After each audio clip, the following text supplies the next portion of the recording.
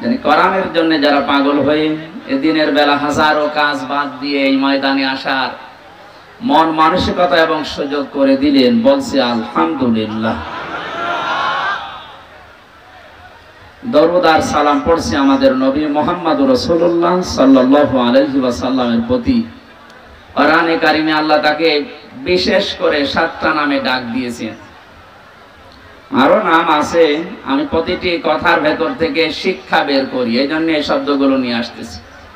আমরা শুধু শোনার জন্য এসেছি আর বলার জন্য বলে চলে যাচ্ছি, এই জন্য না। আমরা এখান থেকে কিছু নিয়ে বাড়ি যেতে চাই। অনেক শিক্ষিত মানুষ এখানে বসে আছেন, আমি চেষ্টা করব প্রত্যেকের খোরাকি দেওয়ার।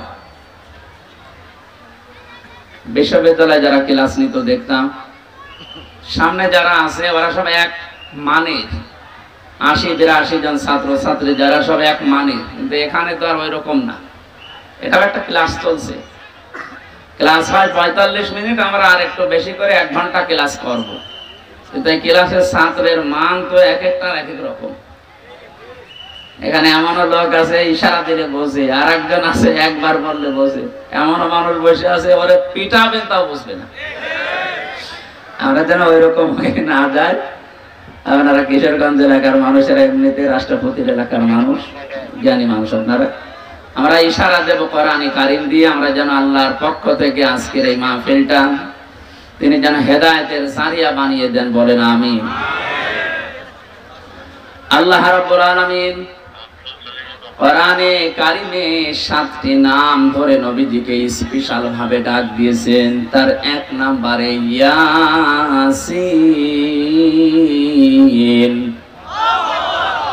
আল্লাহ বলেন, হে নেতা, আমি খেয়াল করার জন্য বলছি, এদিকে তাকান, ক্লাস চলছে। ইয়া হরফে নেতা, ইয়া মানে হে, সিন মানে সাজ্জেদ, বাংলা অর্থ হচ্ছে নেতা। এই শব্দটা শুনলে অনেকে রাজনীতি মনে করে, অনেকে দুনিয়ার সাথে মিলিয়ে দেয়, এটা আখিরাতের সাথে সম্পর্কিত। নয়তো আল্লাহ কোরআনে ইয়াসিন বলে ডাক দিতেন না। আমরা ইয়াসিন সূরার কথা শুনলে অনেকে মনে করি একবার পড়লে 10 খতম কোরআন শরীফ পড়ার সওয়াব হয়। হ্যাঁ, মাস্ট বি, হবে, কিন্তু এর ভেতরে 83টা শিক্ষা আছে, ওগুলো আপনার প্র্যাকটিক্যাল লাইফে থাকা লাগবে। আপনি একটাও মানেন না, শুধু পড়ে যাচ্ছেন। আপনার সওয়াবের পরিবর্তে যেগুলো জানলেন ওর উপরে যদি আমল না থাকে আরো গুনাহ হবে। কথা বোঝাতে পেরেছি? সিন শব্দের 5টা অর্থ পেয়েছি তাফসিরে কাবীরে আল্লামা ফখরুদ্দিন রাজি রাহমাতুল্লাহ আলাইহি। তিনি বলেন, সিন মানে সাজ্জিদুল আলামিন, সিন মানে সাজ্জিদুল বাশার, সিন মানে সাজ্জিদুল কাউনাইন, সিন মানে সাজ্জিদুল মুরসালিন, সিন মানে সাজ্জিদুল আম্বিয়া। প্রতিটি শব্দের তিনি ব্যাখ্যা দিয়েছেন। প্রথম যে শব্দটা তিনি লিখলেন, সিন মানে সাজ্জিদুল আলামিন, আলমের বহু বচন আলামিন। শুধুমাত্র এই দুনিয়া না, এই জগৎটা না, এরকম বহু জগৎ আল্লাহ বানিয়েছেন। যেখানে আপনি বসবাস করেন না কেন, ইয়াতানাজ্জালুল আমরু বাইনাহুন্না। সূরা তালাকের ভেতরে আল্লাহ জানিয়েছেন প্রতিটি জায়গায় আল্লাহর বিধিবিধান নাযিল হচ্ছে। মঙ্গল গ্রহে যারা আছে তাদের জন্য আল্লাহর ওই রকম বিধান নাযিল করেছেন। চন্দ্র দেশে যারা আছে ওখানকার জন্য আল্লাহর ওই রকম বিধান আছে। পৃথিবীতে যেহেতু আমরা শুধু মানুষ বাস করি, এখানে আমাদের জন্য আল্লাহর আলাদা বিধান আছে। সাইয়্যিদুল আম্বিয়া দিয়ে মুফাসসির বলেন, কেউ যদি মনে করে আমি তো দুনিয়ায় বসবাস করি না, আমি চন্দ্র দেশে আছি, আমি মঙ্গল গ্রহে আছি, ওখানে বসবাস করব। শুনলাম নাকি অনেকে ওখানে জমি কিনা আরম্ভ করেছে।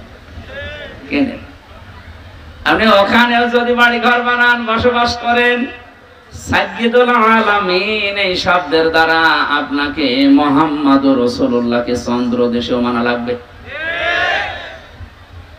আপনি যদি মঙ্গল গ্রহে আছি, আপনার একমাত্র আদর্শ হওয়া লাগবে, নেতা হওয়া লাগবে মুহাম্মদুর রাসূলুল্লাহ। এই শব্দটা বারবার বলছি কেন?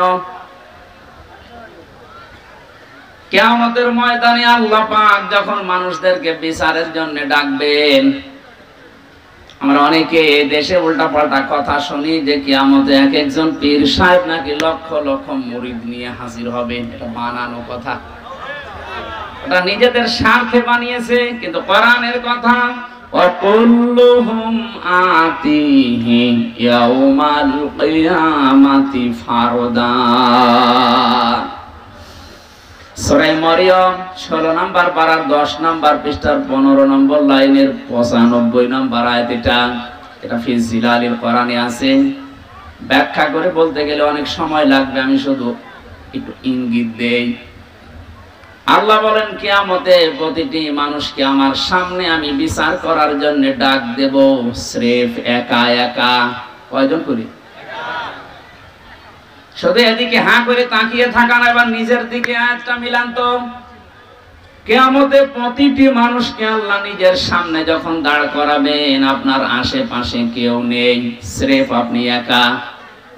ফাইদা নুফিখা ফিস সূরি ফালা আনসাবা বাইনাহুম ইয়াউমাইযিন ওয়ালা ইয়াতাসাআলুন।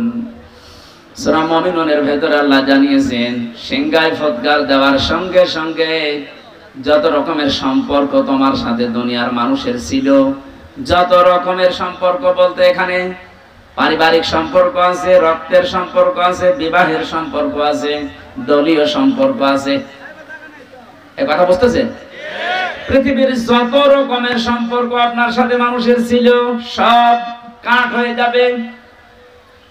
এমনকি কিয়ামতে কেউ কাউকে দেখলে পরিচয় দেওয়া দূরের কথা, আগে পালাবে। কোরআনে কারিমে আল্লাহ 7 প্রকার মানুষের নাম দিয়েছেন। ইয়াউমা ইয়াফিরুল মারউ মিন আখিহি ওয়া উম্মিহি ওয়া আবিহি ওয়া সাহিবাতিহি ওয়া বানিহি ইলা আখির আয়াত। আল্লাহ বলেন কিয়ামতে মানুষ দেখলেই সর্বপ্রথম পালাতে আরম্ভ করবে তার ভাইয়ের কাছ থেকে। প্রশ্ন আসতে পারে, পৃথিবীতে ভাইয়ের চাইতে আপনজন আছে মা, মায়ের নাম আল্লাহ কেন দিলেন না প্রথমে?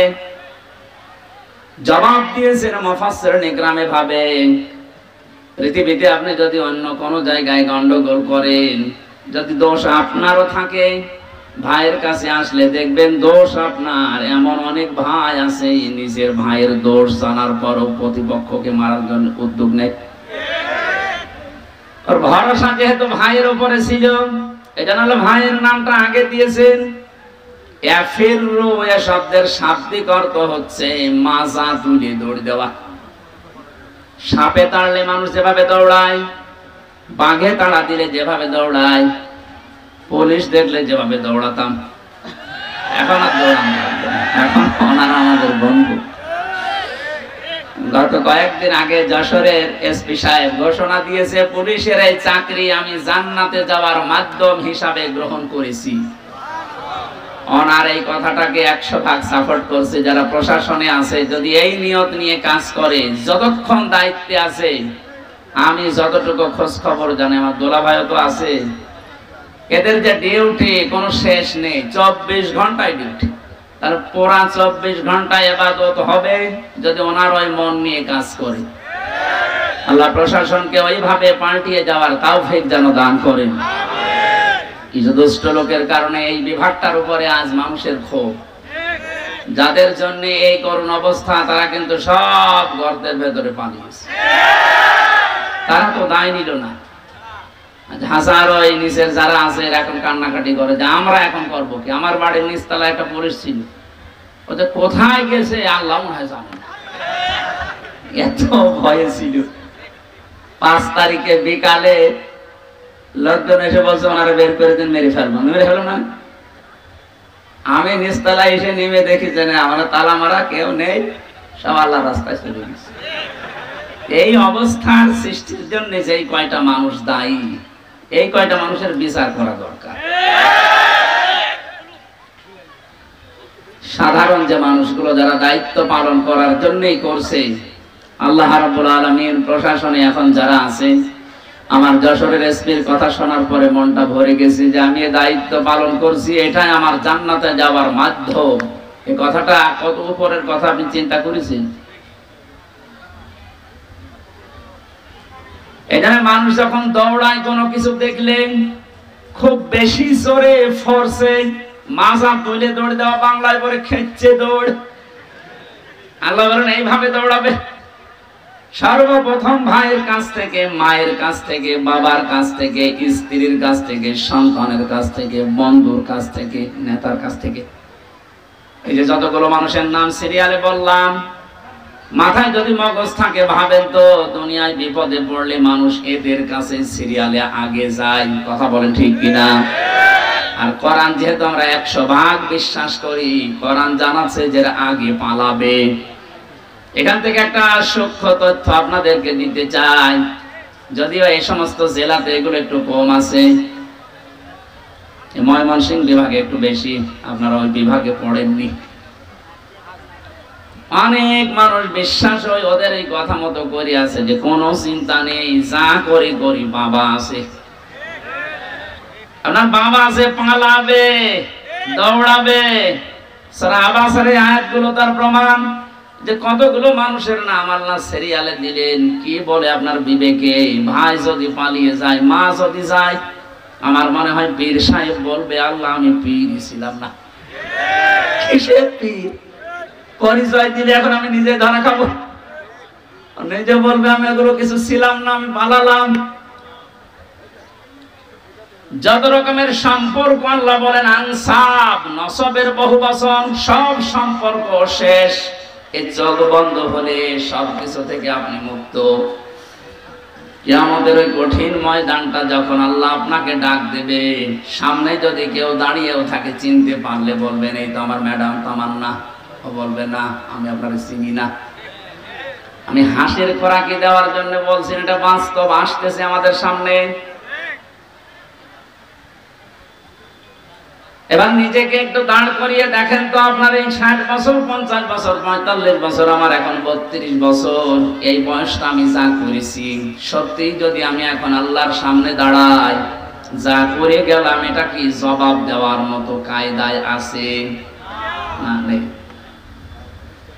আমার তো 32 বছর না, মাঝে মাঝে মনে হয় আল্লাহ তুমি যদি বলো হামজা 2024 সালের আগস্ট মাসের 31 তারিখ পর্যন্ত ধরে মাফ করে দিলাম, শুধু সেপ্টেম্বরের 1, 2, 3 এই 3টা দিনের জবাব দিয়ে জান্নাতে চলে যায়। আমার যা জীবন, এই 3 দিনের জবাব দেওয়া সম্ভব না। আপনি পারবেন না?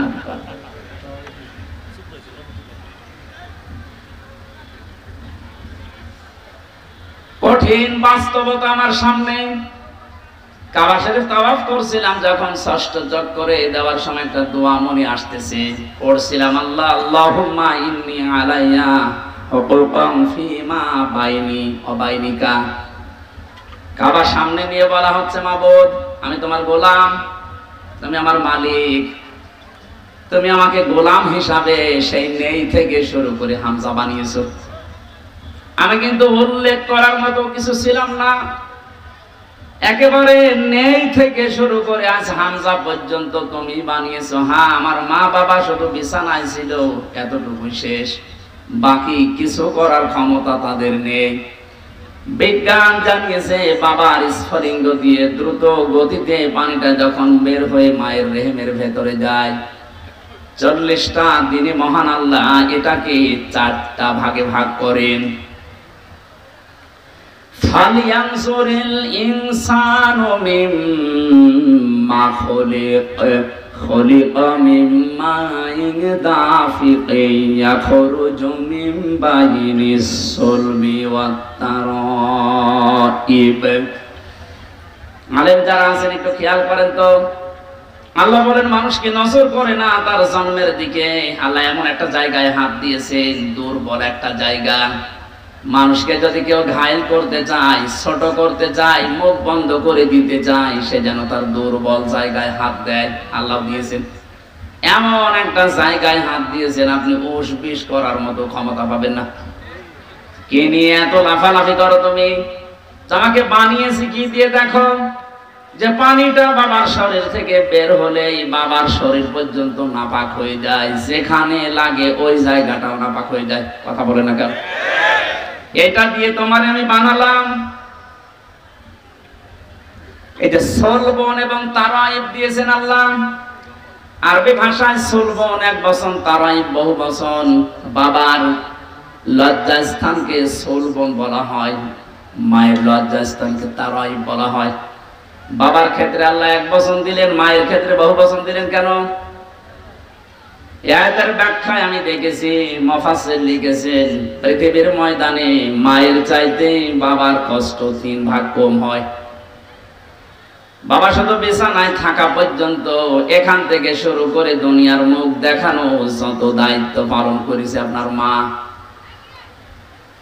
কোরআনে কারীম জানাচ্ছে হামালাতুহু উম্মুহু ওয়াহানান আলা ওয়াহনি ওয়া ফিসালুহু ফি আমাইনি আনিশকুর লিল্লাহ ইলা আখির আয়াত। কষ্টের পরে কষ্ট সহ্য করে মা তোমাকে পেটে বহন করেছিল 10 মাস 10 দিন। এরপরে ডেলিভারির যে কষ্টটা, বিজ্ঞান এই শব্দটা নিয়ে গবেষণা চালিয়ে দেখেছে। আমরা যত পুরুষ এখানে বসে আছি, যত শক্তিশালী পুরুষ হোক, মোহাম্মদ আলী কিলে নাম শোনেননি? এই লোকটা পর্যন্ত 45 ইউনিট কষ্ট যদি তাকে দেওয়া হয় মারা যাবে। এর বাইরে আর সহ্য করার ক্ষমতা পুরুষদের শরীরে আল্লাহ দেয়নি। বিজ্ঞান জানাচ্ছে একটা মা যখন সন্তান দুনিয়াতে মুখ দেখাতে ডেলিভারির কষ্টটা সহ্য করে, কমপক্ষে তার কষ্ট হয় 57 ইউনিট। একবারে শরীরের 24টা হাড় ভেঙে গেলে যেমন কষ্ট হয়, আমার এই মুখটা দুনিয়াতে দেখাতে মায়ের ওই কষ্ট হয়েছিল। শুধু এতটুকু শেষ করেননি, 2 বছর পর্যন্ত আমার মা আমাকে দুধ খাওয়িয়েছেন। এই 3টা বিষয়ের কারণে আল্লাহ পাক জন্মের ক্ষেত্রে যেখানে দিয়েছেন সেখানে বহু বছর মায়ের তারাইব। পৃথিবীর মানুষরা এই যে আনিশকুর লিল্লাহ এই শব্দের ব্যাখ্যা পড়তে গিয়ে একটা আশ্চর্য বিষয় আমার কাছে এসেছে। আল্লাহ যেখানে তার নিয়ামতের শুকরিয়া আদায় করো, শুকরিয়া আদায় করো এই কথা দিয়েছেন, কোরআনে দেখবেন ওই জায়গার পরে আল্লাহ মা বাবার শুকরিয়া আদায় করো এই শব্দটা লাগিয়েছেন। আব্দুল্লাহ ইবনে মাসউদ রাদিয়াল্লাহু তাআলা আনহু থেকে বর্ণিত একটা হাদিস পেয়েছি, আয়াতের ব্যাখ্যায় তাফসীরে হাক্কানিতে পাবেন। তিনি লিখেছেন পৃথিবীতে কেউ যদি আল্লাহর নিয়ামত পাওয়ার পরে শুকরিয়া আদায় করে কিন্তু মা বাবার শুকরগুজারি করে না, ও যেন আল্লাহকেও মানে না। আজ এটা যদি আমাদের দেশে থাকতো তাহলে থানায় অন্তত মা বাবা নিয়ে সন্তানের দায়িত্ব কর্তব্য অবহেলা এরকম কোনো মামলা অভিযোগ ওনাদের কাছে যেত না। আশা করছি একটা খুব ভালোভাবে চেষ্টা করবেন মানার। এটা গুরুত্বপূর্ণ এত বেশি, কিয়ামতে একটা প্রাচীর আল্লাহ বানিয়ে রাখবেন। এই যে প্রাচীর দেওয়া আছে, এখানে আল্লাহ কিছু মানুষকে দাঁড় করাবেন। ওই যে যারা দাঁড়িয়ে আছে মনে করেন ওইভাবে দাঁড়িয়ে থাকবে। ওইদিকে জান্নাত, এইদিকে জাহান্নাম, ওদেরকে আল্লাহ জান্নাতে দেবে না। নবীজি বললেন ওদেরকে আল্লাহ জান্নাতে না দিয়ে দাঁড় করিয়ে রাখবে আরাফ নামক এই প্রাচীরের উপরে, জান্নাত জাহান্নামের মাঝে। সাহাবীরা বলে হুজুর জান্নাতে দেবে না কেন? বলে মানুষগুলো দুনিয়াতে ইবাদত বন্দেগী করেছিল কিন্তু মা বাবার হক আদায় করেনি, এই জন্য জান্নাতে দিচ্ছে না। জাহান্নামে দিচ্ছে না কেন? বিশ্ব নবী বলেন জাহান্নামে দেয় না আল্লাহ এই কারণে, এই মানুষগুলো পৃথিবীর ময়দানে আর যাই করুক না কেন দিন কায়েম করা লাগবে, এই চেষ্টা সাধনায় লিপ্ত থাকতো। সূরা সাফের 10 নম্বর আয়াতের তাফসীরে আছে পৃথিবীতে যারা আল্লাহর দ্বীন কায়েম করা লাগবে এই টেন্ডেন্সি নিয়ে চলে, কায়েম যদি হয় ভালো, না হলে অসুবিধা নেই, কিন্তু এই চেষ্টা করার কারণে আল্লাহ একামতে দ্বীন কায়েম করা এটা ফরজ। এই কারণে আল্লাহ তাদেরকে জাহান্নামে দেবে না।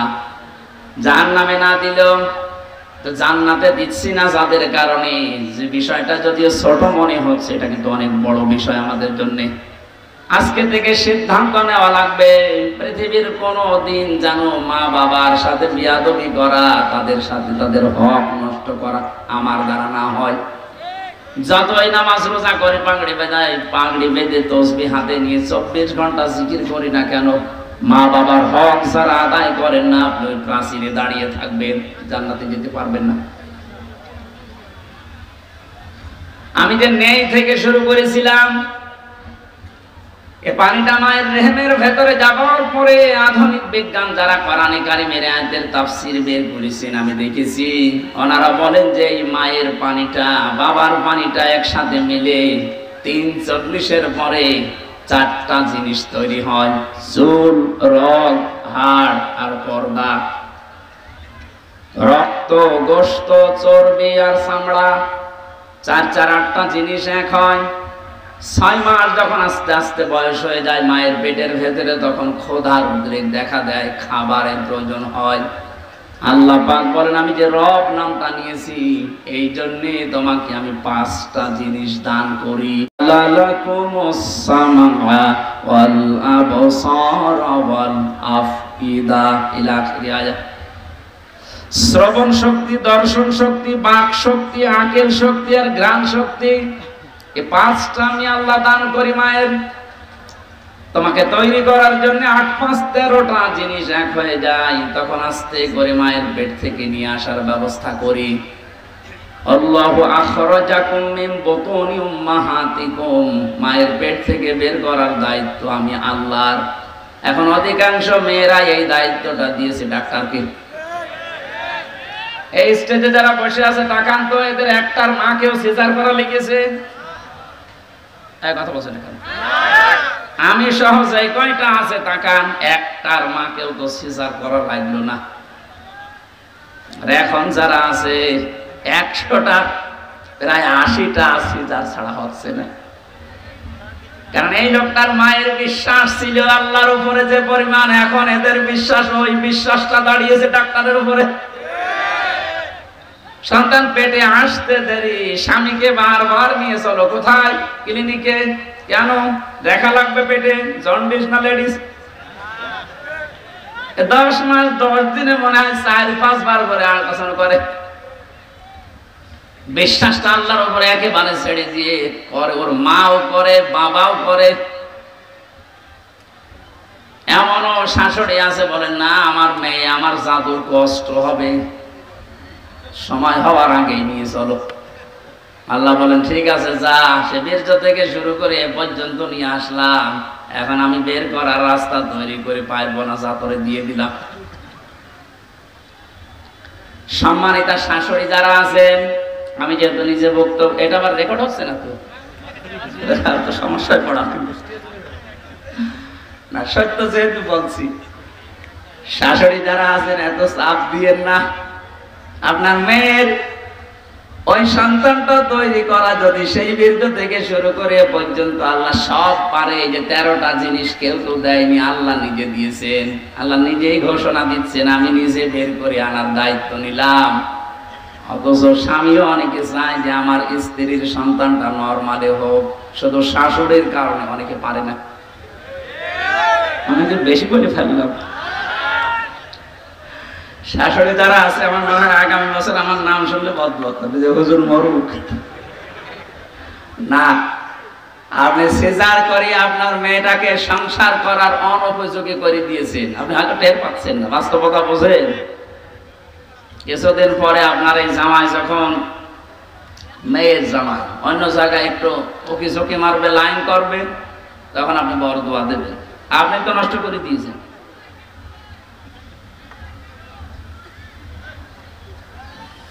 আমার ভাইরা,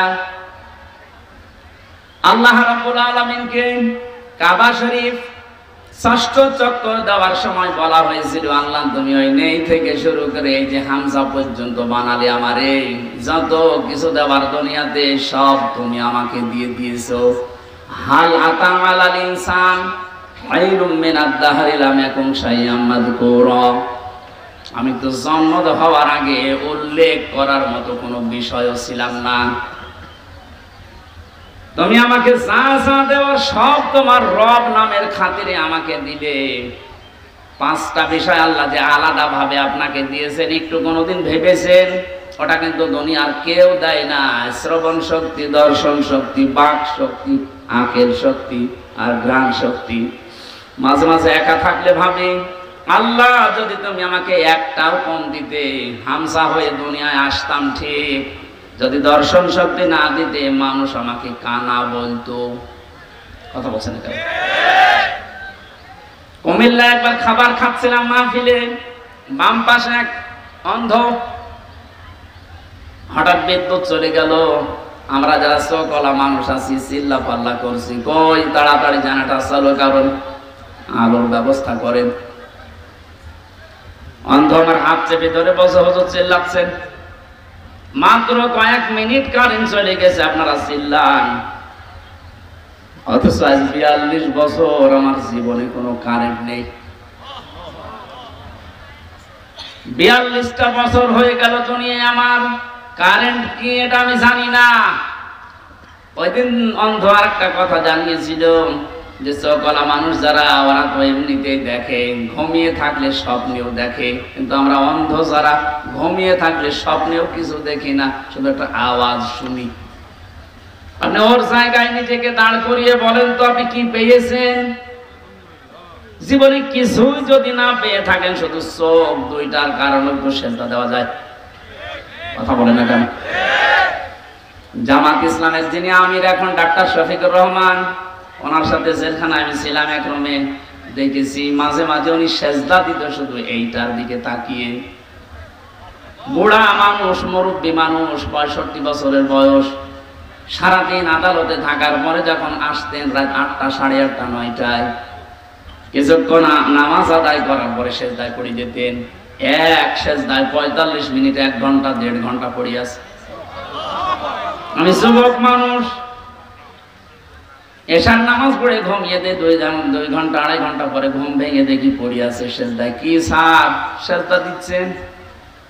হামজা, যে চোখ দুইটা আল্লাহ দিয়েছে, নিয়ামত যদি সারা রাত সেজদায় থাকি আদায় হবে না।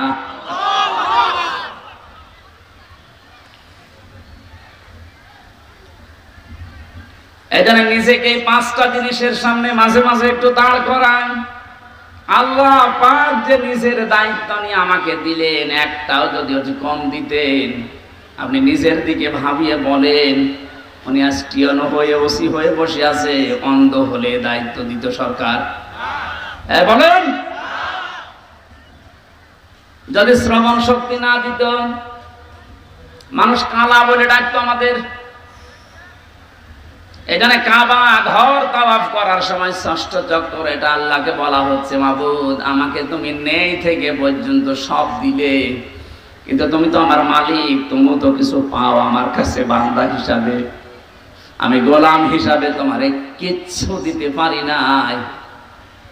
তবে একটা জিনিস আমার কাছে আছে, আমি তোমার বান্দা, তোমার নাম যে গফফার, এই কারণে তুমি আমারে মাফ করে দাও।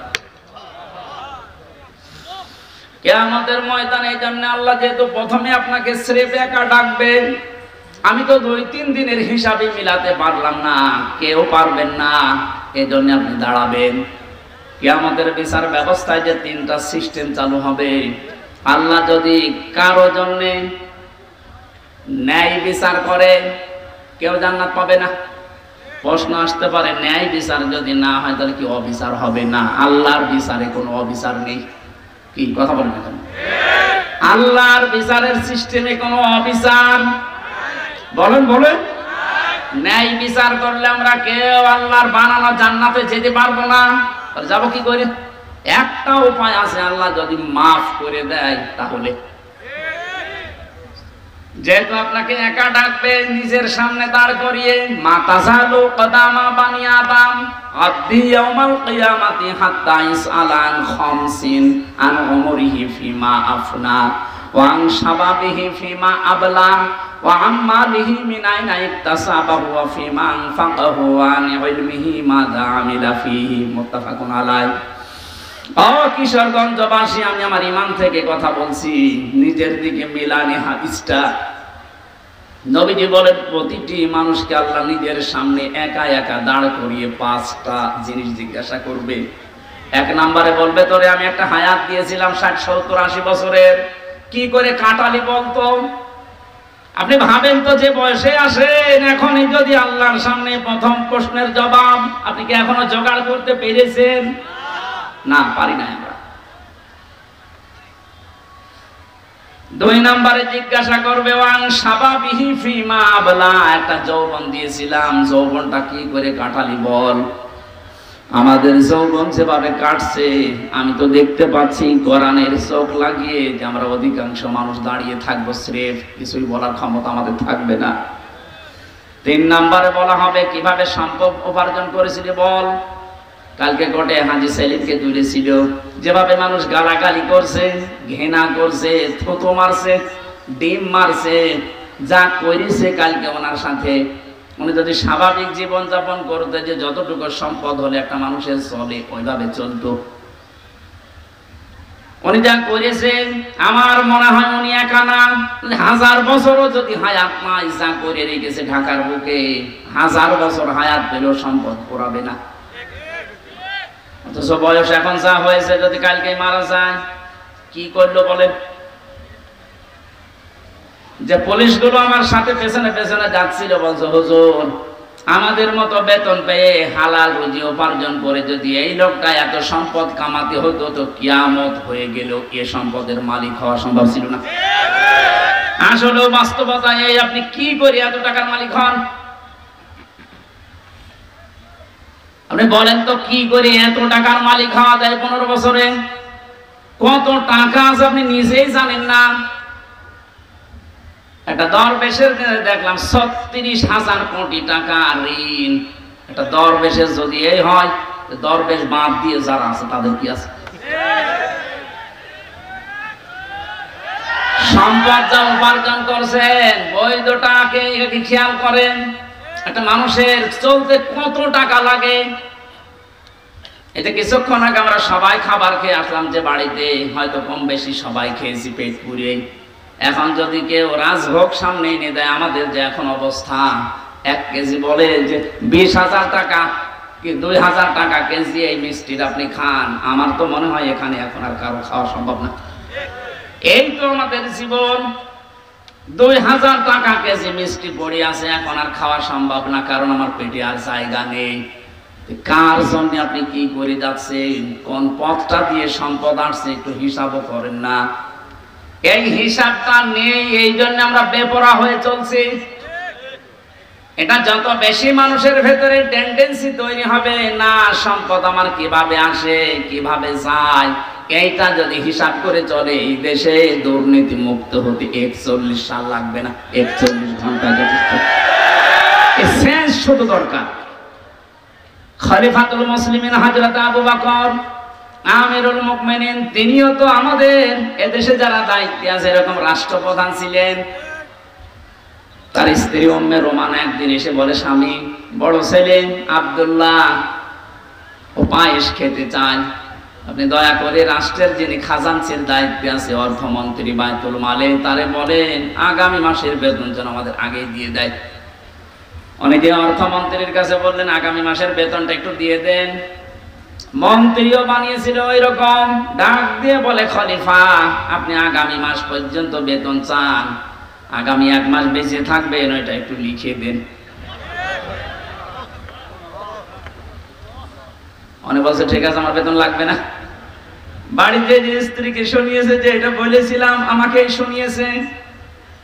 স্ত্রীরা আমাদের বড় মদের উল্টো পাল্টা না, স্ত্রী ওই রকম 15 দিন পরে কথাবার্তা আর কিছু বলে না, ঠিক আছে আর চাহিদা নেই। 15 দিন পরে ঠিক উনি খাবারটা তৈরি করেছে, সামনে দেওয়ার পরে বলছে কোথায় পেলে? স্ত্রী বলছে স্বামী আপনি ভুল বুঝবেন না, আপনাকে আমি বলেছিলাম আপনি পারেননি, অপারগতা দেখিয়েছেন, আমি জেনে শুনে একটা কাজ করেছিলাম। ওই দিন থেকে 15 দিনে প্রতিদিন 1 মুঠ করে চাল গম আটা যাই বলেন তুলে রাখতাম। এই 15 দিনে প্রায় 2 কেজি বেশি হয়ে গেছে। এইটা বিক্রি করে আজ আমি সন্তানের চাহিদা পূরণ করতে এটা বানিয়েছি, এটা হারাম কোনো কিছু মিশ্রিত নেই। হযরত আবু বকর বললেন সন্তান তাড়াতাড়ি খেয়ে নাও। খাবার শেষ করে চলে গেলেন অর্থমন্ত্রীর কাছে। বায়তুল মালে গিয়ে বলে খাজানচি আগামী মাস থেকে আমার যে বেতন আছে 12,000 টাকা 2,000 করে কম দিও। কারণ আমি যা হিসাব করে দেখলাম যে আমার 10,000 টাকা হলেও সংসার চলে, 2,000 টাকা রাষ্ট্রের কাছে কাজে লাগাও। আজ দায়িত্বে আছে 1628 জন মানুষ, এখানে 2 জন আছে। এই 1628 জন মানুষকে আমরা যদি এইভাবে তৈরি করতে পারি, আল্লাহর কসম এই দুনিয়ার এই বাংলাদেশটাই খলিফাতুল মুসলিমিন আবু বকরের যুগের মতো হয়ে যাবে। আমরা চাই আল্লাহ এনাদেরকে ওইভাবে যেন তৈরি করেন, আখিরাতের ভয়, জাহান্নামের ভয় অন্তরের ভেতরে 100 ভাগ পয়দা করে দিক। 5 নম্বরে আল্লাহ জিজ্ঞাসা করবে, ওই ওয়ানি ইলমিহি মাযা আমিলা ফি, যতটুকু জানতি তার কতটুকু মানতি এটা বল। এইটা বড় কঠিন প্রশ্ন। এখানে কে জানে না ঘুষ খাওয়া নিষেধ? কে জানে না সুদ খাওয়া নিষেধ? মানুষের উপরে জুলুম করা নিষেধ? কে জানে না? এই যে জানার পরেও আপনি মানেন নাই, জানার পরে যারা মানে না ওরা আল্লাহর কাছে জালেম। কি আপনি না জেনে ভুল করেছেন, ওটা আল্লাহ মাফ করে দিলে দিতে পারে, কিন্তু জানার পরেও কেউ যদি না মানে ও কিন্তু আল্লাহর দরবারে জালেম। জালেমের যতগুলো আয়াত আল্লাহ কোরআনে দিয়েছে আমার কাছে ভয়ঙ্কর মনে হয় সূরা শূরার 42 নম্বর আয়াতটা, ইন্নামাস সাবিলু আলাল্লাযিনা ইয়াযলিমুনান নাস ইলা আখিরি আয়াত। সূরা শূরা 42 নম্বর আয়াত 25 নম্বর পারার 6 নম্বর পৃষ্ঠার 13 নম্বর লাইনে আছে। এটা ইবনে কাসিরে আছে তাফসিরে।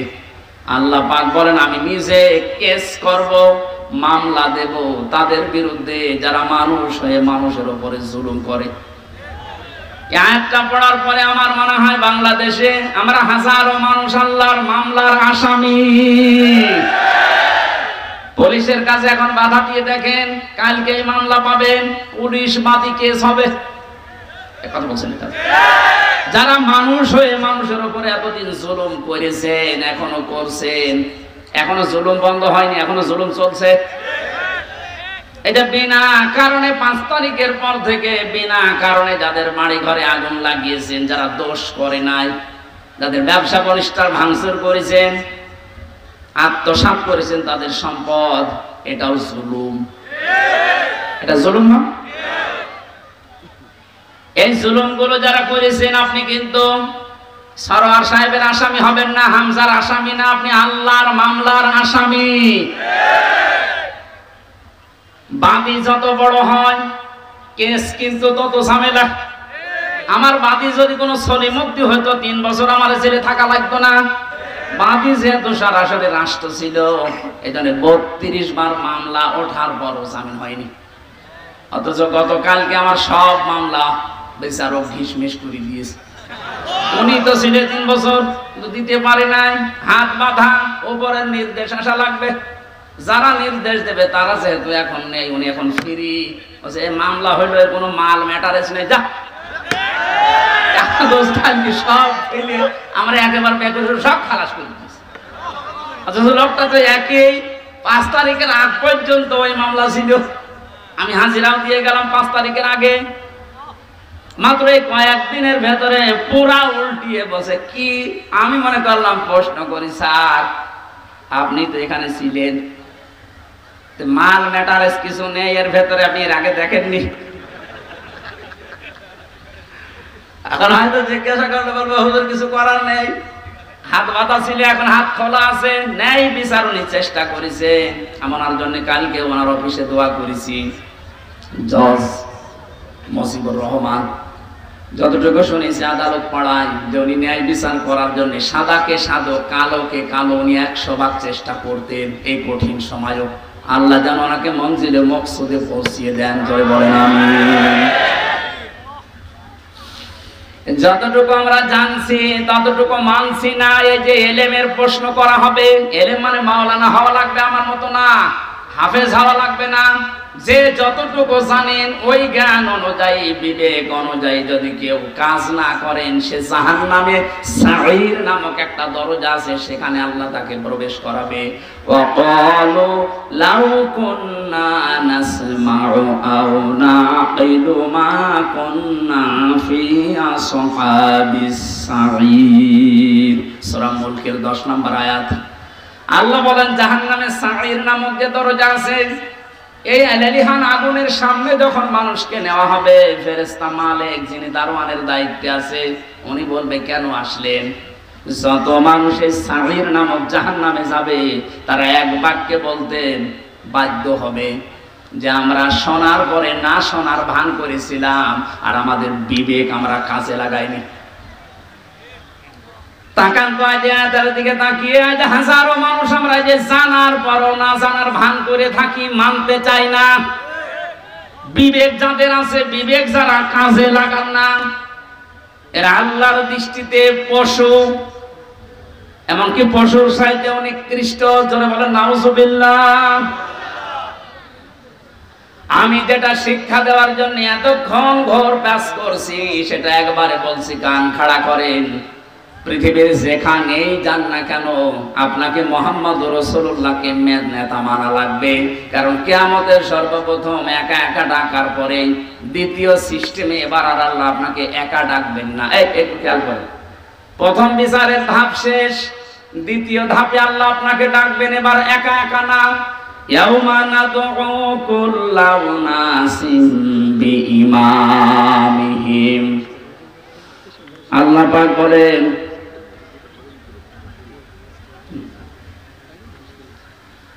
আল্লাহ পাক বলেন সূরা এটা বনী ইসরাঈলের 72 নম্বর আয়াতের প্রথম অংশে আছে, কিয়ামতে এবার সিস্টেমে আমি ডাকবো মানুষকে তার নেতার সাথে, ইমামের সাথে।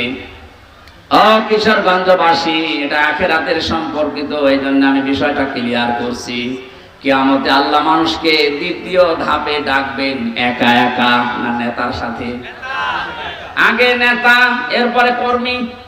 আপনার বিবেককে এবার জিজ্ঞাসা করেন তো, যে নেতাকে আপনি মেনে চলেন, এ যদি কিয়ামতে আল্লাহর সামনে দাঁড়ায় আর আপনি তার পেছনে, ওর যা চরিত্র, ওর যা সুরাত সিরাত, ওরে দেখে আল্লাহ মাফ করবে বলে মনে হয়? বলছেন না, ও তো ধরা খাবে। আপনি কি ইয়ার কি মারেন? আপনি এখনই বলছেন না আমি যাকে মেনে চলি, যার পেছনে থাকি, কিয়ামতে ওর সামনে যদি আমি থাকি আল্লাহ ওরে দেখে মাফ করবেন, আপনি নিজেই বলছেন, তাহলে আপনি ধরা খাবেন না। এই জন্যই শুধু ইয়াসিন পড়ে শেষ করে দিলে হচ্ছে না, এটা মানা লাগবে। বিশ্ব নবী বাদ দিয়ে অন্য কেউ যেন আপনার আদর্শ মরণ পর্যন্ত আর না হয়, এটা খেয়াল রাখবেন। কারণ নবীজি যদি সামনে দাঁড়ায় ওই দিন, আপনি পেছনে থাকলে আপনাকে দেখা লাগবে না, বিশ্ব নবীকে দেখে আল্লাহ মাফ করে দেবে। ইয়াসিনের যত শব্দর ব্যাখ্যা আছে সব বলতে 33টা পেয়েছিলাম আমি, এত বলতে গেলে সময় চলে যাবে। আমরা 2টা আয়াত কোরআন থেকে পড়েছিলাম, এক আয়াতের কিছু কথা তাফসীর আকারে বলছি। সূরা জুমা থেকে পড়েছি একটা আয়াত। কি সূরা? জুমা। জুমা মানে এক জায়গায় হওয়া, একত্রিত হওয়া। আমরা যেহেতু 7 দিন পর পরে মুসলিমদের একটা অনুষ্ঠান আছে জুমার নামাজ, ওখানে এক জায়গায় হই। নামাজ পড়ার পরে আপনার কাজ কি? ইসলামে তো শুধু ইবাদত হিসাবে শুধু নামাজই না, নামাজ যখন শেষ হয়ে যাবে তখন আপনি আর মসজিদে বসে থাকতে পারবেন না। বাংলাদেশে বহু জায়গায় সিস্টেমটা আছে, নামাজের পরে অনেকেই মসজিদের ফ্যান টাঙিয়ে আরামে বসে গল্প করছে না। কোরআনে কারীম জানাচ্ছে, ফাইদা কুদিয়াতিস সালাতু ফান্তাশিরু ফিল আরদি ওয়াবতাগু মিন ফাদলিল্লাহ। নামাজ যখন শেষ হয়ে যাবে মসজিদে আর থাকা যাবে না, ছড়িয়ে যান, ছিটিয়ে পড়েন। যেখানে যার কর্মজীবন আছে ওখানে হালাল রুজি উপার্জন করার জন্য চেষ্টা চালান। আমার কর্মজীবন দিনের এই ময়দানে, আমার একটা ব্যবসা আছে, ওখানে আমি যে শ্রম দেব ওইটাও নামাজের মতো ইবাদত। ওনার কাজ অফিসে, ওনার কাজ থানায়। নামাজ শেষ করার পরে থানায় যদি 8টা ঘন্টা বসে ডিউটি করে, ওই 8 ঘন্টা নফল নামাজের সওয়াব আল্লাহ ওনার আমলনামায় লিখে দেবে। এখানে নামাজের সময় মাস্ট বি, মুসলিম যারা নামাজ পড়তেই হবে, এর কোনো বাদ দেওয়ার সিস্টেম তো নেই। অনেকে চেয়ারে নামাজ পড়েন, মাসলা বলছে একটা, আপনি যদি দাঁড়িয়ে নামাজ পড়তে না পারেন বসে পড়বেন, বসে যদি না পারেন শুয়ে পড়বেন। কোন কারণে বাবুগিরি দেখানোর জন্য চেয়ারে নামাজ পড়া লাগবে আপনার? এই এলাকায় হয়তো সিস্টেম নেই, এটা কুষ্টিয়ায় আছে। আমার মনে হয় এই মাসলা বলা ঠিক হইল না। ঠিক আছে না, আপনি কোন কারণে বসেছেন? সব কাজ আপনি বাইরে করে বেড়াচ্ছেন, আর এখানে এসে আপনার যে সিস্টেম না, এটা যায় না আপনার সাথে। আপনি যদি অপারগ হয়ে থাকেন, বস দাঁড়িয়ে নামাজ পড়তে পারছেন, আপনি বসে পড়েন। কথা বুঝতেছেন? বসেও আপনি পারেন, আপনি শুয়ে শুয়ে ইশারা করেন যে আমি এখন রুকু যাচ্ছি, এখন সেজদা করছি। যদি এইটাও না পারেন, অজ্ঞান হয়ে গেছেন, আপনার নামাজ মাফ। এমনকি মেয়েদের যখন দুনিয়ায় সন্তান আসে, প্রথম যে পানিটা দেখা যায়, এই অবস্থায় যদি সন্তানের মাথা বের হয়ে যায়, বিশ্ব নবী বলেন তোলার ভেতরে ছেলেটার মাথাকে বিছিয়ে দিয়ে মহিলাকে বলো নামাজ পড়তে। এত বড় গুরুত্বপূর্ণ একটা বিধান, যদিও নামাজের এই বিধানটা আমাদের দেশে এখন রাষ্ট্রীয়ভাবে কায়েম নেই, এই জন্য ওয়াজ করা লাগছে। যদি রাষ্ট্রীয়ভাবে কায়েম হয়ে যায়, তখন আর নামাজের ওয়াজ এই দেশে করা লাগবে না। আল্লাহ যেহেতু একটা সুযোগ আমাদের সামনে দিচ্ছে, নামাজ রাষ্ট্রীয়ভাবে কায়েম থাকলে কি শান্তি পাওয়া যায়, ওটা এখনো দেখেননি। আমি বিশ্বের বহু দেশে ঘুরেছি, কিছু কিছু জিনিস আজ করতে পেরেছি। কোরআনে কারিমের বিধানটা যেন আল্লাহ আমাদের চর্ম চোখে দেখায় যে নামাজ রাষ্ট্রীয়ভাবে দেশে কায়েম হয়ে গেছে। বলেন আমিন। আর এটা কায়েম করবে ফেরেশতারা? এই কথা বলে দেখেন, যারা ওই জায়গায় বিলটা পাস করবে, এরকম মানুষকে আল্লাহ যেন দায়িত্ব দেন। তাহলে নামাজ শেষ করবেন কেন? কারণ পৃথিবীতে রহমত ছাড়া বেঁচে থাকা সম্ভব না। আপনি এক পা ফেলেছেন, আর এক পা উঠাবেন, এই পা তুলতে গেলেও রহমত লাগবে কার? আপনি যদি নিজের মাস্তানিতে চলতে চান, পারবেন না। কোরআনে কারীম জানাচ্ছে প্রতিটি মানুষের এই পায়ের পেছনে, প্রতিটি কদমে কদমে একটা ফেরেশতা সাহায্য করে। আল্লাহ যদি অর্ডার দিয়ে দেয় এর কদমে আর সাহায্য করবেন, আপনি প্যারালাইজড হয়ে পড়ে থাকবেন। এই জন্য যেহেতু রহমত দরকার, আর পৃথিবীর যত রহমত আছে সব দরবারে, গাছতলায়, মাজারে, কোথায়? কোরআনে কারিমে আল্লাহ রাব্বুল আলামিন বলেন ফাইদা কুদিয়াতিস সালাতু ফান্তাশিরু ফিল আরদ। নামাজ যখন শেষ হয়ে যায়, এই আয়াতের ব্যাখ্যা করতে গিয়ে আমি ইবনে কাসিরে পড়তে পড়তে পেয়েছি যে তোমাদের জীবনে রহমত দরকার। দুনিয়ার কোন জায়গায় এত রহমত নেই যত রহমত আল্লাহ তার ঘর মসজিদে রেখেছেন। এখানে প্রবেশ করার প্রথমেই মানুষকে বলা লাগে কি? আল্লাহুম্মা আফতাহলি আবওয়াবা রাহমাতিকা। হে আল্লাহ, আমি তোমার রহমতের জন্য এসেছি, যত দরজা আছে একটানা আবওয়াব, সব দরজা খুলে দাও। তাহলে মসজিদের জন্য, রহমতের জন্য কোন জায়গা? আরো জোরে। এটা পাওয়ার জন্য মসজিদে যাবেন তো? কাজ থাক, সব আজান হওয়ার পরে স্টপ। আগে ফরজ নামাজটা শেষ করেন, খুব জরুরি হলে আপনি ফিরে আসেন, এরপরে আপনি আবার কাজে লাগেন। নফল সুন্নাত যদি পড়তে না পারেন, সময় যখন পান পড়ে নিন, কিন্তু ফরজ মাফ নেই। মাস্ট বি, ফরজ নামাজ মরণের আগ পর্যন্ত ছাড়া যাবে না। কেউ যদি ফরজ নামাজ ছেড়ে দেয়, আল্লাহ বলেন আমি ওর দায়িত্ব ছেড়ে দেই। টের পেয়েছেন কত বড় কথা এটা? আপনি আল্লাহর দায়িত্বেই থাকবেন না। এই জেলায় যিনি এসপি আছেন, পুরা জেলার মানুষকে কন্ট্রোল করার জন্য, নিরাপত্তা দেওয়ার জন্য সরকার তাকে দায়িত্ব দিয়ে এখানে পাঠিয়েছেন। এই কটিয়াদির মানুষগুলো সহজ সরল ভাবে চলতে পারে, নিরাপত্তা নিয়ে চলতে পারে, সব কাজ নির্বিঘ্নে যেন করতে পারে, এই জন্য দায়িত্ব দিয়েছে সরকারি নারে। এই কথা বলছেন, ওনার দায়িত্বের বাইরে চলে গেলে আপনি কিন্তু বিপদের সম্মুখীন হবেন। পুলিশ এখন নেই, এই জন্য আমরা এখনো আতঙ্কগ্রস্ত। এটা কাটেনি। কুষ্টিয়া থেকে পর্যন্ত কাল আমি 4:30টার সময় যে পৌঁছিয়েছি। পুলিশ যেহেতু এখন সেরকম অ্যাক্টিভ না, এই জন্য হাজারো ভয় মনের ভেতরে, না জানে বা কে গাড়ি থামায়। ওনারা যে দায়িত্বে আছে, ওই দায়িত্বের ভেতরে আপনাকে থাকা লাগবে, শান্তি, স্বস্তি, নিরাপত্তা নিয়ে থাকতে পারবেন। আল্লাহ পাক বলেন আমার রহমতের বাইরে চলে গেলে তুই 1 সেকেন্ডও টিকে থাকতে পারবি না। এই জন্য রহমতের জন্য মাজারে যাবেন না মসজিদে? আরো জোরে। মসজিদে বসে থেকে কাজ শেষ তা না, নামাজ ফরজ শেষ, সুন্নাত নফল মসজিদে পড়ার দরকার নেই।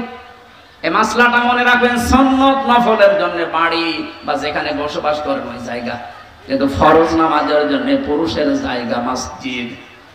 নামাজ শেষ হওয়ার পরও বসে বসে আপনি গল্প করছেন, ফ্যান চালিয়ে দিয়েছেন, কে বিল দেবে কি আপনার বাবা নাকি? এই জন্য এটা জায়েজ নেই। যারা এগুলো করছেন এটা বন্ধ করেন। না, দ্বীনের কোনো শিক্ষা নেওয়ার জন্য, তালিম নেওয়ার জন্য বসে আছেন সেটা আলাদা। তাছাড়া মেয়ে বিয়ে দেবেন, ধান লাগাবেন জমিতে, এই নিয়ে আপনি গল্প শুরু করেছেন নামাজের পরে মসজিদে ফ্যান ছেড়ে দিয়ে। আমার দাদা একটা গল্প বলছিল শিক্ষার জন্য। কিছু মানুষ নামাজ পড়ে না, কোনো ওয়াক্তে যায় না, কিন্তু এলাকাতে বিদ্যুৎ নেই, সোলারে চলে, মসজিদে জেনারেটর দিয়ে ফ্যান চালায়। লোকজন যে বলছে মুয়াজ্জিন সাহেব আমরা নামাজ পড়বো না, এশার নামাজ পড়ে মানুষ যখন সব চলে যাবে চাবি দিয়ে দেবেন, ফজরের আযান দিতে আসবেন চাবি নিয়ে নেবেন, অসুবিধা নেই, আমরা ফ্যান ছাড়া আমাদের খুব কষ্ট হচ্ছে। মুয়াজ্জিন বলছে এমনি এমনি দেব, ঠিক আছে, মাসে আপনাকে গোপনে আমরা 4 জন মিলে 2000 টাকা দেব, ঠিক আছে। এশার নামাজ পড়ে সব বাড়ি চলে যায়, ওরা আসে রাত 9:30 10টায়। মসজিদে প্রবেশ করে মানুষ 4 জন, ফ্যান দিয়েছে 10টা। ফ্যানের নিচে যাদের ঘুমানোর অভ্যাস নেই, ওরা যদি একবার ফ্যান পায় ঘুমাবে না মরে যাবে, মরে গেছে। এমন ঘুম, একবার ফজরের সময় মুয়াজ্জিন এসেছে, আযান দেবে, যে লাইট দিয়েছে দেখেন আউযুবিল্লাহ, কারো কাপড় ঠিক নেই, ওদের মাঝখানে দাঁড়িয়ে চিল্লানি দিয়েছে, মসজিদে থাকা জায়েজ নেই। ওরা হাত বাঁধ করে ওটা বলছে মুয়াজ্জিন সাহেব কি ফতোয়া দিলেন, মসজিদে থাকা জায়েজ নেই মানে? না, মসজিদে থাকা জায়েজ নেই, ফতোয়া দেন, দলিল কি বলেন? দলিল কি? আমি নিজে দেখলাম। কিসের দলিল দেখো? কোন দলিল লাগবে না, বিনা দলিলে হারাম। নামাজ শেষ হওয়ার পর আপনি কোন কারণে আল্লাহর ঘরে বসে বসে সময় কাটাবেন, কি দায়িত্ব আপনার? এই জন্য আল্লাহ আয়াত নাযিল করে জানালেন নামাজ শেষ, ছড়িয়ে যা, ছিটিয়ে পড়, অবতাগু মিন ফাদলিল্লাহ, আল্লাহর অনুগ্রহ, ফজল কোথায় পাওয়া যায় সেখানে দৌড়িয়ে যা। এই যে ফজল মানে রিজিক, ফজল মানে, এখানে মসজিদ থেকে বের হওয়ার সময় মানুষ দেখবেন বলে আল্লাহুম্মা ইন্নী আসআলুকা মিন ফাদলিকা, হে আল্লাহ আমি তোমার কাছে চাই ফজল, অনুগ্রহ, রিজিক। কিন্তু শব্দের দিকে খেয়াল করলে যেটা দেখা যাচ্ছে, আল্লাহ কিন্তু নামাজের আগে ওয়াজকুরুল্লাহ দেননি, যে নামাজ পড়তে গেলে আল্লাহর জিকির বেশি বেশি কর নেই। তো কর্মজীবনে যে, বাস্তব জীবনে যে, প্র্যাকটিক্যাল লাইফে যেন আপনি আল্লাহর জিকির, আল্লাহর স্মরণ মসজিদের চাইতেও বেশি করেন, এজন্য ওয়াজকুরুল্লাহ কাসীরা দিয়েছেন। আয়াতের এই দ্বিতীয় অংশটুকু আমাদের দেশে আজ 100 ভাগ কায়েম করা লাগবে। মসজিদে গেলে মানুষ আল্লাহকে কম বেশি ডাকে বা ডাকবে, এটা স্বাভাবিক, কিন্তু কর্মজীবনে যে অধিকাংশ মানুষ আমরা ভুলে যাই। কুষ্টিয়ার বড় বাজারে একবার তেল কিনতে গিয়ে একবার দেখি একটা লোক তেল মেপে দিচ্ছে, আর ওই যে কি দিয়ে মেপে দিত, কোটা দিয়ে, প্রত্যেকটা একটু করে কম দেয়, কিছু বললাম না। ওই লোকটা যখন চলে গেল, কাছে গিয়ে বললাম মুরব্বি মাথায় টুপি দিয়ে আপনি কি কাজ করলেন, এ কাজ করা আপনার ঠিক হয়েছে? কিছু কথা বলার পরে আমারে ধমক দিয়ে বলছে বেশি বোঝো। টুপিটা খুলে ফেলে দিল, পকেট থেকে একটা সাদা টুপি বের করে বলছে এটা আমার নামাজ পড়া টুপি, আর এটা তেল বেচা টুপি। বলেন তো কোথায় আছে? আমি শুধু হাসির জন্য বলছি না, বাস্তবতা এইটাই। ওই যে নামাজে স্মরণ করেছিল যে টুপিটা মাথায় দিয়ে, ওই টুপিটা মাথায় দিয়ে যদি ওর কর্মজীবনে আল্লাহকে স্মরণ করতো, প্রতিবার একটু একটু করে কম দিতে পারতো। কোরআনে কারিমের জন্য জানিয়েছে ওয়াইলুল লিল মুতাফফিফিন আল্লাযীনা ইযা তালু আলান নাসি ইস্তাগফুন, ধ্বংস হয়ে যাক ওই মানুষগুলো, যেই মানুষগুলো ওজনে কম বেশি করে, নেওয়ার সময় বেশি নেয়, দেওয়ার সময় কম দেয়। এটা শুধু দোকানদারদের জন্য না, আমরা মনে করছি যারা ওজন করে ওজনে কম বেশি দেয়, তা না। এই যে চেয়ারে বসে আছি, এটা একটা ওজনের চেয়ার। এখানে যে যেখানে আছেন ওই জায়গায় আপনার ওজন আছে। শিক্ষকতা যারা করে শিক্ষকরা তো নেওয়ার সময় বিভিন্ন জায়গা থেকে জ্ঞান ঠিক মতোই নেয়, দেওয়ার সময় আর দিতে চায় না, বলে প্রাইভেট পড়া লাগবে, কোচিং করা লাগবে। এই যে নেওয়ার সময় ঠিক মতো নিলেন, দেওয়ার সময় আর ক্লাসে দিতে চান না, তখন আলাদা ক্লাস, আপনি আল্লাহর বরদোয়ার শামিল। আমাদের দেশে কিছু সংখ্যক, আমরা যেহেতু 96% মুসলিম, 4% আছে অন্য ধর্মের মানুষ, নবীদের হাদিস অনুযায়ী তারা আমাদের কাছে আমানাত। এই কথা বলেন না কেন? তাদের সম্পর্কও কিন্তু ওজন হবে কিয়ামতে। আপনি তাদের সাথে ব্যবহার কি করেছিলেন, তাদের যে দায়িত্ব, ওটা যদি অমুসলিম প্রতিবেশী হয়, কিয়ামতের দিনও কিন্তু আপনার দরবারে মামলা দিতে পারবে আল্লাহর দরবারে। যেহেতু ওনারা সংখ্যায় কম, আমরা অনেকে এখন ধোয়া তুলেছি যে সংখ্যালঘু, সংখ্যালঘু না, এই শব্দটা বলা যায় না। কিসের সংখ্যালঘু সংখ্যাগুরু? এদেশে যারা জন্ম নেবে তারা এই দেশের নাগরিক, বৈধ। হ্যাঁ, কথা বলুন। সুতরাং সংখ্যালঘু সংখ্যাগুরু বলে এদেশে কিচ্ছু নেই। একটা বিশৃঙ্খলা তৈরি করার জন্য কিছু মানুষকে দিয়ে এই কাজ ওরা করাচ্ছে। হিন্দু ভাইরা যারা আছেন, খ্রিস্টান বা অন্য বৌদ্ধ যারা আছেন এদেশে, যাদের জন্ম, আমার যেমন অধিকার আছে, আমি 96% তাতে কি, আপনি 4% তাতে কি, আপনার ঠিক ওই রকমই অধিকার আছে। আপনার ধর্ম আপনি 100% নিরাপত্তা নিয়ে পালন করবেন, কোনো বাধা নেই। বাধা যে দেবে তারে প্রতিহত করা ফরজ। ওনাদের সাথে ভালো ব্যবহার করা ইবাদত। আকুলু লিন-নাসি হুসনা, আল্লাহ বলেন আকুলু লিল-মুসলিমিনা হুসনা। মুসলমানের সাথে হাসি মুখে কথা বললে সওয়াব হয় না, লিন-নাস, মানুষের সাথে হাসি মুখে কথা বললে সওয়াব হয় সাদকা দেওয়ার। হিন্দু কি মানুষ না? খ্রিস্টান মানুষ না? এজন্য ওনাদের সাথে মানুষের মতো আচরণ করা লাগবে। এটা একটা ইবাদত, এটা কর্মজীবনে এটার একটা কর্ম। আমাদের এই এলাকায় আছে কিনা জানি না, আমাদের এলাকাতে অত হিন্দু নেই। এই এলাকায় যদি অমুসলিম কেউ থাকে, আপনারা মুসলিম বেশি, তাতে কি, তাদের সাথে আচরণ করা লাগবে, কারণ এটা একটা ওজনের স্তর। কিয়ামতে এইটাও পাল্লায় মাপ দেওয়া হবে। এমন কোন কাজ যেন আমরা না করি যে এই কারণে আবার ধরা খেয়ে যাচ্ছে। বিশ্বনবী জানিয়েছেন, কোন এলাকায় যদি অমুসলিমরা থাকে তারা তোমাদের কাছে আমানত, ওদের উপর যদি অত্যাচার করো বিনা কারণে, কিয়ামতে আমি নবী তোর বিরুদ্ধে মামলা দায়ের করবো, ওর পক্ষ নিয়ে। এখানে এলাকায় যদি এরকম কিছু করে থাকেন, নামাজ পড়ছেন, রোজা রাখেন, পাগড়ি মাথায় দিয়ে আসেন, কিন্তু ওদের অধিকারগুলো আপনি নষ্ট করেন, ওদেরকে ভীতি সন্তুষ্ট হয়ে রাখেন না, কিয়ামতে আপনি নবীর মামলার আসামি হবেন। নবী শেষ পর্যন্ত এই হিন্দু লোকটার পক্ষ নিয়ে, ওই খ্রিস্টানের পক্ষ নিয়ে আপনার বিরুদ্ধে দাঁড়াবে। নবী যদি আমার বিরুদ্ধে দাঁড়ায়, আল্লাহ মাফ করে দেবে। এই বিবেকটুকু কাজে লাগে না? কখনো ওদের অধিকারগুলো যেন নষ্ট না হয়, ওদের পোষা প্রবণ যা আছে পাহারা দিয়ে করানো লাগবে। যদি ওদের ইবাদতে কোনো বিঘ্ন হয়, আপনি দায়ী থাকবেন কিয়ামতে। আল্লাহ আমাদের বোঝ দান করুন, বলেন আমিন। আযকুরুল্লাহ, এর জিকির বলতে শুধুমাত্র সুবহানাল্লাহ সুবহানাল্লাহ না, যেখানে যে বিধান আছে আল্লাহর, ওই বিধানটা ওখানে পালন করে দেখানোর নাম হচ্ছে জিকির। ওসি সাহেবের জিকির কি? ওনার সামনে একজন মানুষকে ধরে কনস্টেবল পিটাচ্ছে, ওনার কিছু বলাও লাগবে না। উনি যদি চেহারাটা নিয়ে সামনে দাঁড়িয়ে বলে, ওই বেটা কি করিস, এমনি বেঁচে যাবে। তাহলে ওই জায়গায় ওনার জিকির কি? ওখানে যে খালি ওনার চেহারাটা দেখানো, এই বেটা কোন কারণে এর উপর অত্যাচার করিস, এটা ওনার জিকির। এটা ওনার কি? ওনার সুবহানাল্লাহ সুবহানাল্লাহ করার দরকার নেই, ও চেহারাটাই জিকির।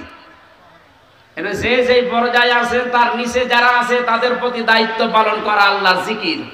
আল্লাহ এই জিকির গুলো বেশি বেশি করার কথায় আয়াতে জানিয়েছেন, যদি তোমরা করতে পারো লাআল্লাকুম তুফলিহুন, আশা করা যায় তোমরা সফল হবে। তুফলিহুন শব্দের ব্যাখ্যা আধুনিক ভাবে মুফাসসিরিন ইকরাম করেছেন, এটা স্মার্ট বলি আমরা, স্মার্ট বলি না, ডিজিটাল বলি আমরা। এই শব্দগুলোর বাংলা অর্থ এটা দাঁড়ায়। এই জন্য আমরা যদি ডিজিটাল, স্মার্ট আরো যা আছে এগুলো যদি উপহার দিতে চাই শান্তি, স্বস্তি, নিরাপত্তার বাংলাদেশ, এই আল্লাহর জিকির, আল্লাহর আইন, আল্লাহর স্মরণগুলো খুব বেশি বেশি করা লাগবে আমাদের প্র্যাকটিক্যাল লাইফে। আল্লাহ আমাদের তৌফিক দিন, বলেন আমিন। মা বোন যারা এসেছেন, আপনাদের জান্নাতে যাওয়ার জন্য বিশ্বনবী মাত্র 4টা কাজ দিয়েছিলেন। 5 ওয়াক্ত ফরজ নামাজ পড়া, রোজা রমজানে রাখা, নিজের শরীরকে পর্দায় রাখা, বিশেষ করে 14 জন পুরুষ থেকে 14টা পুরুষ বাদ দিয়ে বাকি কোন পুরুষের সামনে গেলে মুখমণ্ডল, হাতের কবজি, পায়ের পাতা বাদ দিয়ে পুরা শরীর আপনাকে ঢেকে রাখা লাগবে। 4 নম্বরে স্বামী যাদের আছে তাদের জায়েজ কথাগুলো শুনে আপনি তাকে খুশি রাখবেন। জান্নাতের 8টা দরজা আপনার জন্য খোলা থাকবে, যে কোনো দরজা দিয়ে আপনি প্রবেশ করতে পারবেন। আল্লাহ আমাদের তৌফিক দিন। আমি পারিবারিক জীবন নিয়ে জেলখানায় বসে বসে কিছু বই লিখেছিলাম, তার ভেতরে একটা এনেছি, ওইটা মেয়েদেরকে নিয়ে যেয়ে দেবেন। গাড়ি কোথায় আছে আমি জানি না, যেখানে আছে নিয়ে অবশ্যই আপনার মেয়েকে, মাকে, স্ত্রীকে পড়াবেন। পারিবারিক জীবনে আশা করছি অনেক কিছু ফিরে আসবে। হায়েদ অবস্থায় স্ত্রীকে 3 তালাক দিয়েছে, হুজুর এখন মাসলা সংসার করার মাসলা কি, তালাকের মাসলা একা একা দেওয়া লাগবে ভাই, অনেক কিছু পড়া লাগবে এবং বলা লাগবে, আন্দাজে এক ফতোয়া দিলে হচ্ছে না। আল্লাহুম্মা আমিন।